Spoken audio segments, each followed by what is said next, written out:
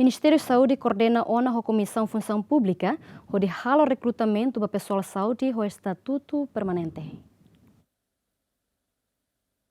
Tuir dados do Ministério da Saúde, total pessoal de saúde e território nacional, o estatuto contratado a muito corrião rua atos rua recém, o número né, balo Ministério da Saúde continua a extender date contrato basic tina sanulo totinan sanu recém lima ona, mas bese dag muda para estatuto permanente. No né, Ministério da Saúde halou na coordenação da Comissão Função Pública, onde halou recrutamento pessoal de saúde, o estatuto permanente e a tina rua ronulo recém lima. 2025 nelara nemos se serviço moto com função pública.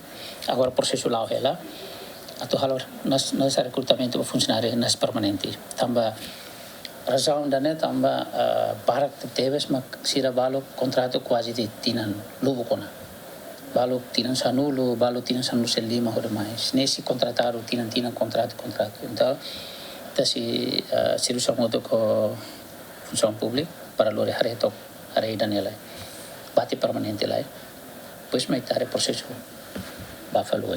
Pessoal de saúde ne beato recruta para permanente ne se coloca no município e daí. Se haremos para pedido, hoje cada direção será, nessa diretor município será, cara identifica e faz ne bem mas se falta teve nas pessoal, a se baseia nas pedido ou nas pessoal ne bem que faz queras. Tamba dalam barang kita hari anja dalam rumah emosi município ida, serviço fala município ida. Serviço ni lalu optimal. Dalam rumah semana rua clearly fulan ida, funciona mai visita família, pode no tu tama nema ka kita foi la oportunidade para diretor sira atu identifica sira nas pessoal na bema iharuni nas fatin refere para serviço ne kare sira serviço meeting hana ba.